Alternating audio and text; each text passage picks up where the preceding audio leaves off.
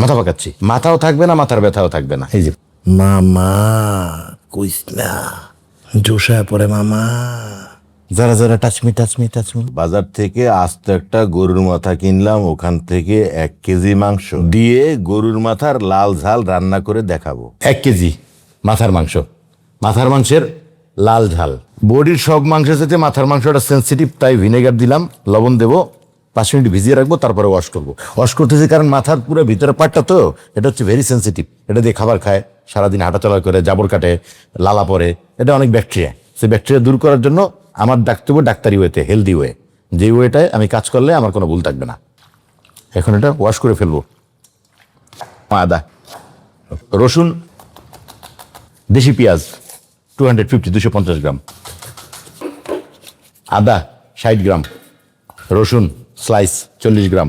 এটাকে লম্বা টাইম ভালো রাখার জন্য একটু সর্ষের তেল, আলু, ইয়েস, সব মিলিয়ে 120 গ্রাম সরিষার তেল, হলুদ, মরিচ, এলাচি, তেজপাতা, গরম মশলা পাউডার, জিরা, লবণ, ধনে, গোলমরিচ আস্ত, কাশ্মীরি চিলি, দারচিনি।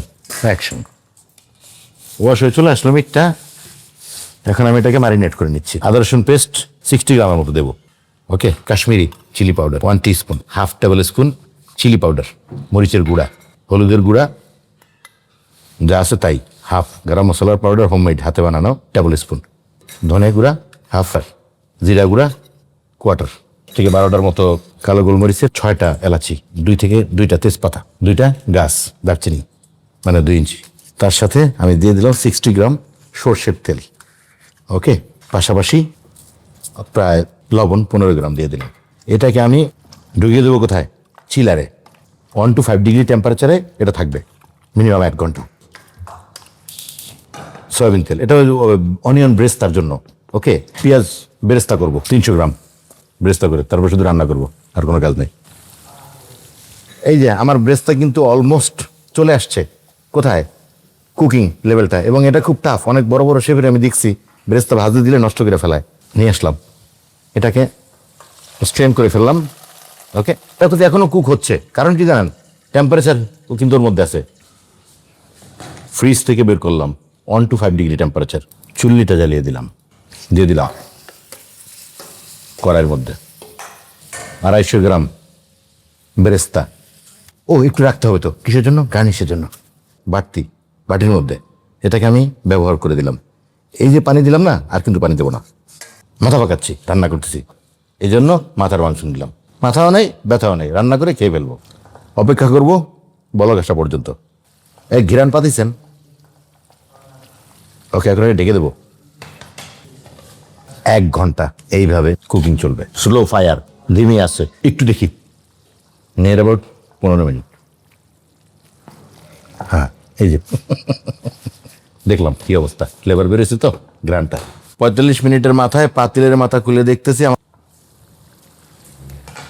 যেভাবে কথা ছিল ওইভাবে অবস্থাটা আছে মালটা, যে তেলটা উঠে ভেসে আসবে। এই যেমন নাকে বলতেছিল যে হালকা একটু টাচ নিচে, টাচিং, যারা যারা টাচমি।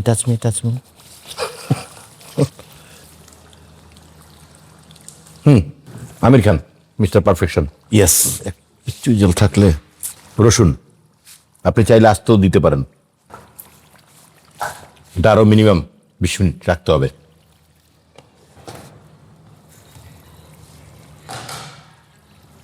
মাথা রেডি ফর ইট।